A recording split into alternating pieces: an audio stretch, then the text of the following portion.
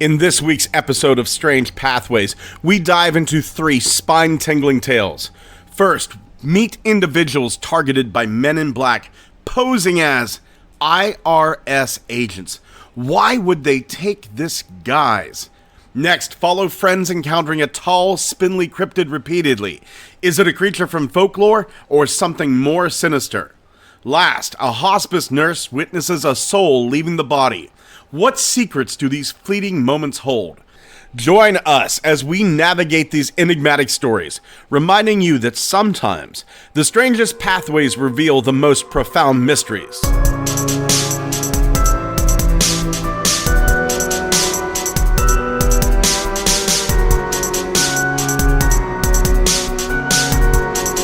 Hello and welcome to this week's episode of Strange Pathways. I'm your host, Scott Mort. I hope you've had a fantastic week. It's been a bit of a rough one. I'm sure a few of you noticed there was a drop-off of the Whispers in the Darkness, the green text thing that I'm doing. So let me explain what happened here. On Wednesday, we got a note from our insurance agency. Ariana and I, we recently changed insurances. And unfortunately, the way I keep my house is not good enough for my insurance agency. The other insurance agency was fine with it, but they want us to add a banister. No big deal. They want us to fix the roof over the porch. Definitely needs it. All things I understand. The shrubs by my house have to go. The ivy that has been climbing the walls has to go. So many of my plants.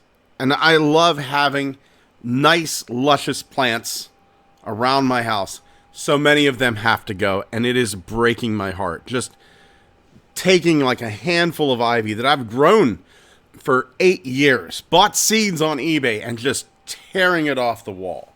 Seeing the paint come with it in some instances. And yeah, they do want us to paint only one side of the house. It's going to be a lot to do. And thankfully I do have some funds that will allow me to get it done, but I am doing a lot of it myself. It is very, very frustrating. And very, very heartbreaking. But I have to keep reminding myself that Ariana and I have no intentions of staying in Johnstown. The city has taken, quite honestly, a really, really bad turn here in the last couple of years. I want to move back to the woods. Ariana wants to move back to the woods. That's our goal. And whatever I have to do to make that goal happen, I'm going to do.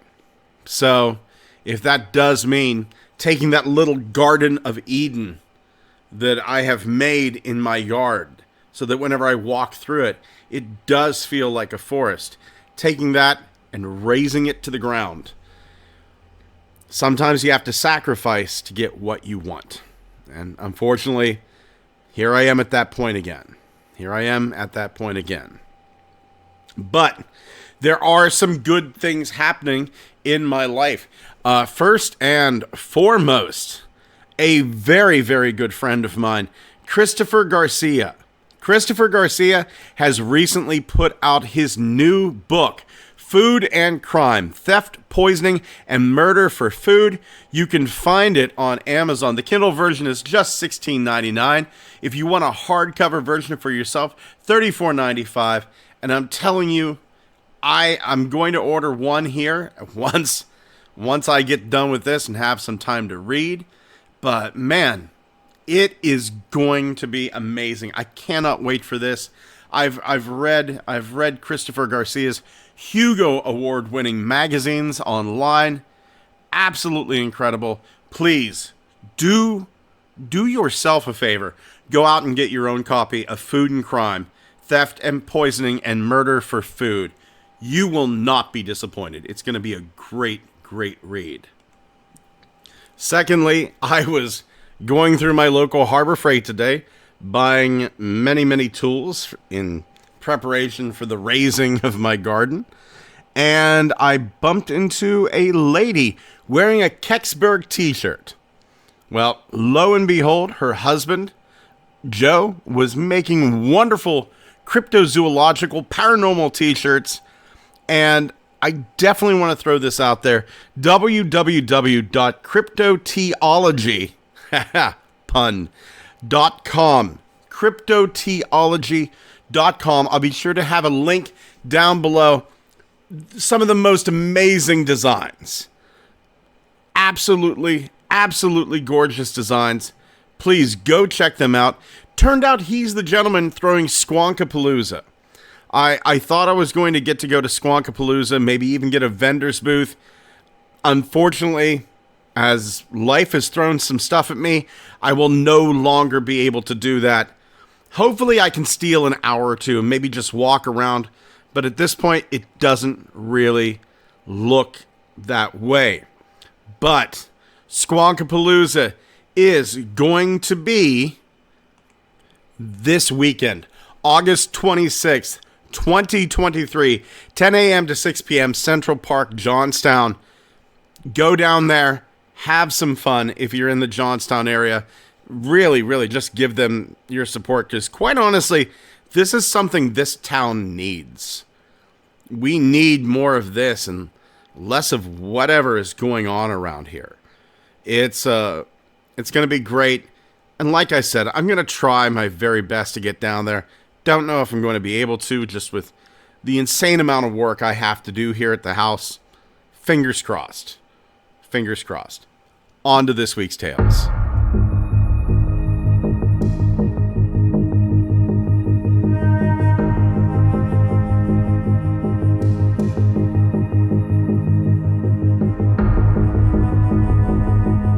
Our first tale is going to take us back to July 10th, 1996, around 11 a.m.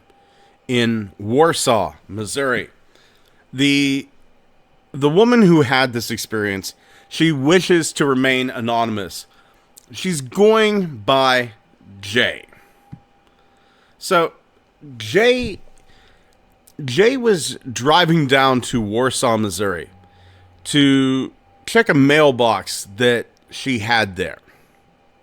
She's heading west, and she gets in front of Newman's grocery store whenever she notices that black car. It's this long black car heading east.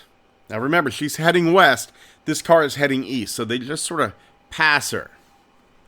There's two men in the car. Now these two men were dressed in black suits, black glasses, older model black car. Jay is familiar, though. Jay is familiar with this experience. And the first thing she thinks is, Men in Black? And there have been occasions where, like, Ariana and I will be out driving, and just as a joke, we'll see an older model black car, some men in black suits, Men in Black. But it didn't end there. An hour later, Jay, she's already picked up her mail, but now she's heading out to the Warsaw High School for some paperwork. Jay is heading on the highway. She's traveling south towards the high school. Jay looks down to her left. She's looking down the highway. And there sits the same black car facing north towards her office. That's twice now. The same car twice. Later that day, hard day's work put in, Jay finishes her work and she heads home. Now, Jay happens to live in Sedalia, Missouri. It's a little bit of a ways away from Warsaw, Missouri. Jay arrives at her apartment. She gets there about 6:30 p.m. She looks out her second floor apartment sliding door. And in her apartment complex, the same black car backing in to the complex parking lot. An hour later, that car is gone. She just kind of files it away. Okay, that's odd. Same black car, 3 spots. An hour later, Jay decides she's going to visit her mother. Jay's mother doesn't live very far away at all. It's practically next door. While Jay is over there, she also goes to see an older friend who happens to live right next to her mom. And her friend goes, there were some IRS agents here. They were asking questions about you. And instantly Jay's mind goes to that long, black, older model car. But Jay had never heard anything from the IRS. Jay had never seen a UFO. Jay had never seen anything that she thought was an extraterrestrial being. 27 years have passed, and Jay still has no clue what this was about. But I have a theory. I have a theory based on somebody else's theory. These entities, they seem to love fear. They seem to feed on fear. And I did listen to this one amazing episode of the last podcast on the left, where the one host, there's 3 hosts, but the one host, Henry Zebrowski, came up with this theory as to why the Men in Black do what they do. Most of the UFO cases that the Men in Black get themselves involved in are not magnificent UFO cases. They're, oh, I saw a light in the sky. That's it. Oh yeah, there was like this silver ball floating. That's it. It's never really this huge ship comes down, 52 beings exit, they take him on a trip to Venus. It's never the big stuff. Almost never, I should say. I can't say never, never. But it's almost never the big stuff. It's the small stuff. And Henry Zebrowski said they didn't want to share the fear with another incident. So, if you're hungry, you'll take any fear that you can get. And I'll be honest, what do most people fear more than the paranormal? It's the IRS. I'm honestly stunned. I am honestly stunned. We've had David Grush come out. I still don't know what to think of Grush. I'll be very honest. I can't decide if this is some sort of weird psyop, if this is really a whistleblower. But Grush has come out. It's become passé at this point. It's become everyday knowledge now that Grush has come out that the U.S. government, has captured crashed discs. We have biological entities. We have had incidents where the extraterrestrials killed people, harmed people. There's a piece of footage floating around right now, several pieces of footage, that seem to be the missing Malaysian airliner MH370 being whisked away by 3 rotating orbs. And there are times that people are looking at it going, this is fake.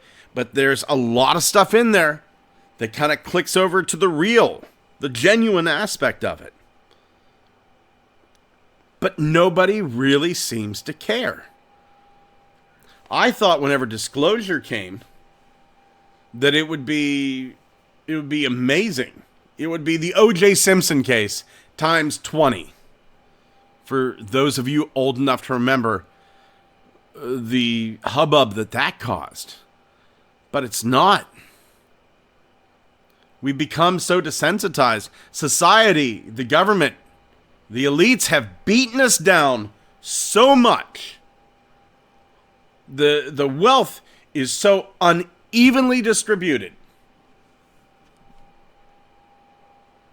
The power of politicians and lobbyists and businesses is so vast that we are told to our face the government has UFOs, and we have been beaten down so harshly that we just go, okay, how's this going to put food on my table? Oh, it doesn't? I'm off to work. And honestly, let's be real honest. Most of us have jobs that don't really need to be there. Right? I used to work customer service. There's nothing I did that an automated system couldn't have done. And that's the way most people's jobs are. An automated system could do it. Especially if we started diverting the funds that we use to kill each other, to literally destroy one another. If we diverted the funds that we use in war and put that towards making our lives on this planet better, we'd be in a utopia. We'd be in an absolute utopia. But businesses can't get money that way. Businesses can't get power that way. War is a racket. Smedley Butler said it, and he was right. He was right almost 100 years ago, and he's right now. Do yourself a favor. This is reading. This is homework for you for this week. Go find yourself a copy of the book, War is a Racket by Smedley Butler. It's not very long. It's a quick read. It's less than 100 pages. And if you don't put down that book at the end of everything, and you're not angry, you're not disgusted with the way society has gone, I don't know what else I can do. I don't know what else I can do.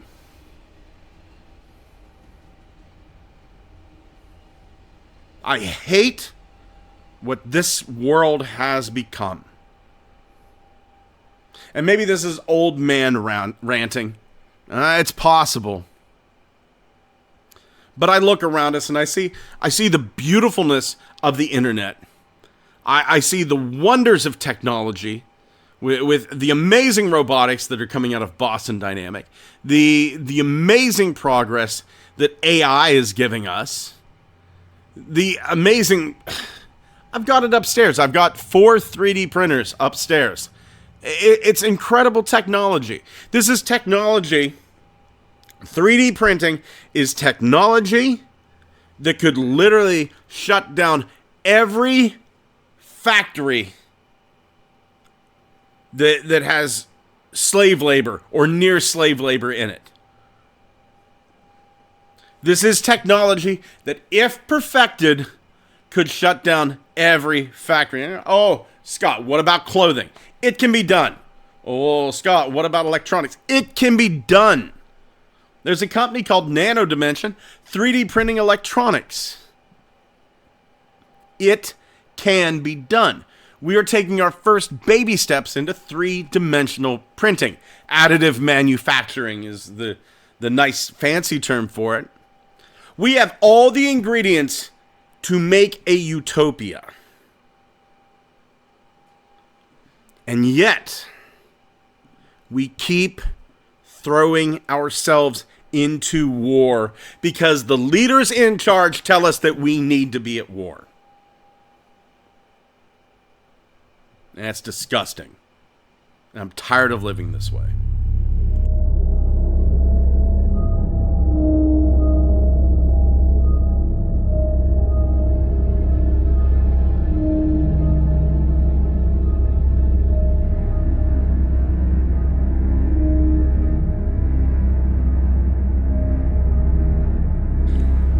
Our next tale takes us back to someplace in western Alabama.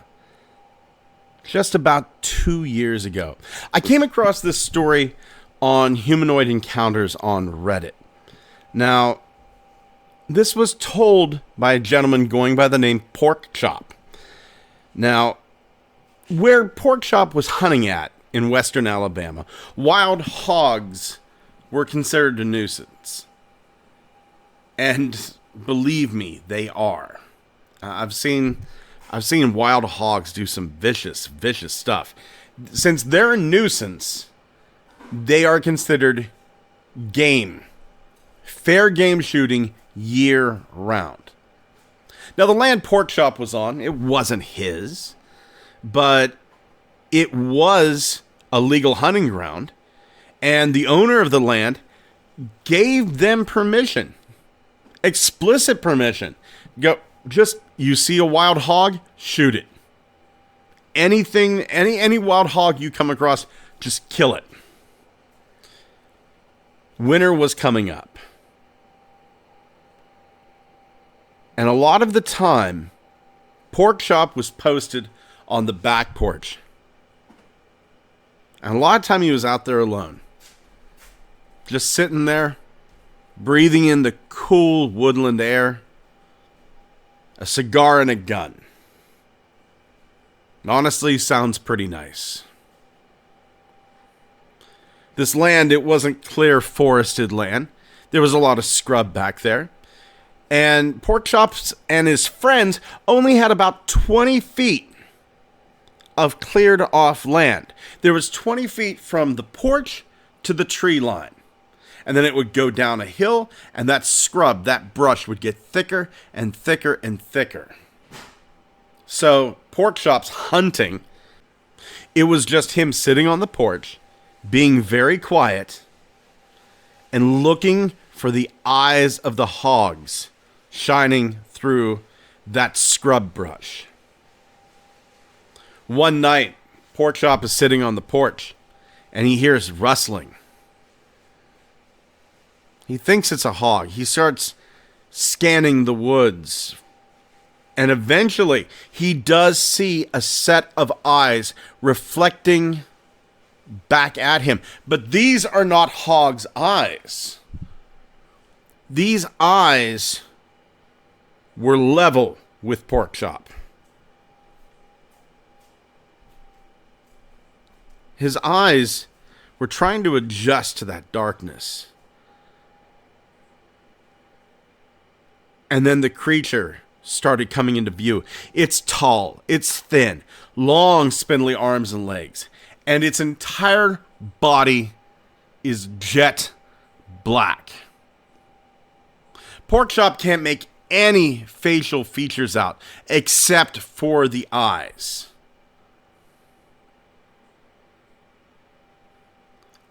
This thing, though, it hits him. This thing isn't as tall as me. Because it's still a really, really far distance down that hill yet. That means that this thing, since it was partway down the hill, was likely around 10 feet tall.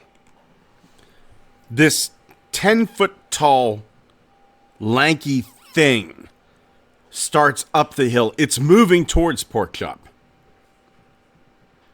He looks down at his gun, 45 caliber bullets, and he just goes, this isn't going to be enough.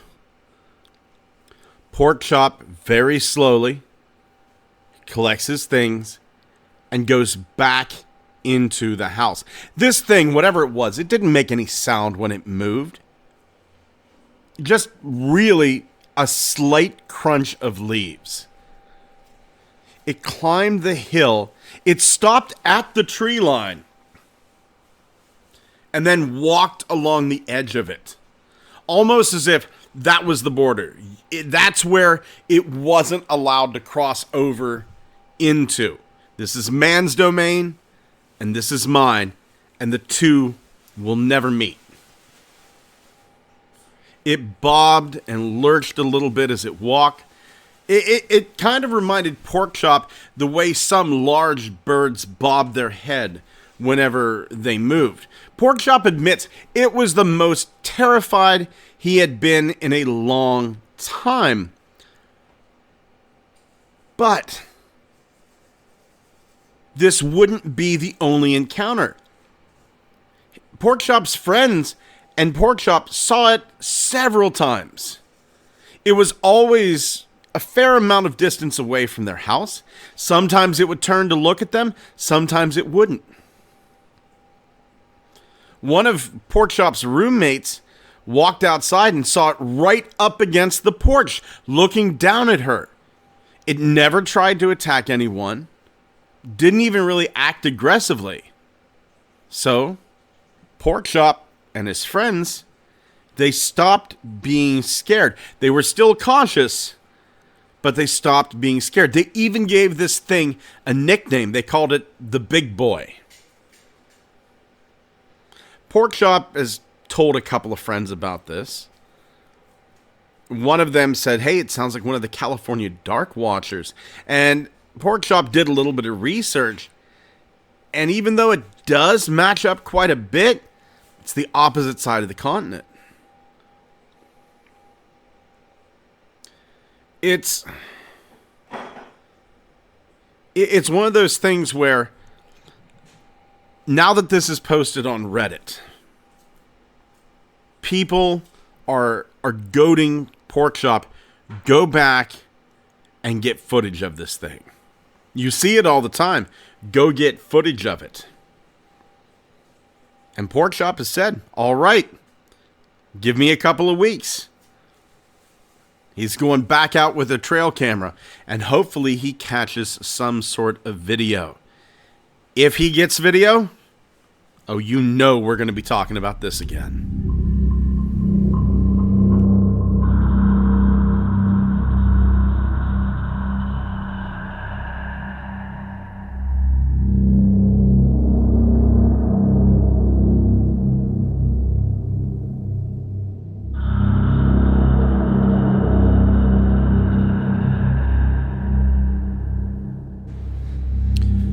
David Parker was a hospice registered nurse for 17 years. And God bless him for it. I can't think of many more jobs that would be as emotionally straining. My mother was a nurse who worked with Alzheimer's patients. And I don't know if I could have done what she did. My mom also ended up in a hospice, died of cancer. And it is a different feeling there. I don't quite know how to explain. A reverence, an eeriness, a calmness. It just feels like it's a place that death visits often. And I'm not talking death happens there. I'm talking the physical embodiment of death visits often. This hospice inpatient unit that David is working at, David has 10 beds for the patients. One woman is actively in the process of dying. David passed her room, looked in on her, and she's on the side of her bed, sitting up. She's smiling. David walks on by, thinks to himself, well, she's not been doing so well. She was missing a leg. And then it hits David. You know, whenever I saw her a few seconds ago, she had both legs. David stops right where he's at. He backs up, looks in the room, and the woman's lying on the bed. The leg is still missing. And he thinks to himself, maybe what I had seen was her soul getting ready to leave her body, because she looked very, very happy. Maybe it's like that. Maybe it was a little bit of a detach. David's shift ends. He goes home. And when he walks into his house, there she is. The patient is standing in David's hallway. She has both legs. She looks half her age and a smile on her face. A bright, happy smile. David stands there, smiles at her. And then he says, thank you. Thank you for the visit. And the patient fades away. David goes over to his phone, calls work, and says, hey, can you go check in on her? And the nurse comes back, and she goes, yeah, she's passed. Rather than being scared, David felt blessed. Blessed that this patient chose to touch in and share that she passed on. I'm starting to revisit my views a bit about we're at war with the paranormal. I'm not ready to abandon that idea. Maybe we're at war with something that disguises itself as the paranormal. But as I read this, I can't really think of anything more positive that can happen to a hospice worker than this.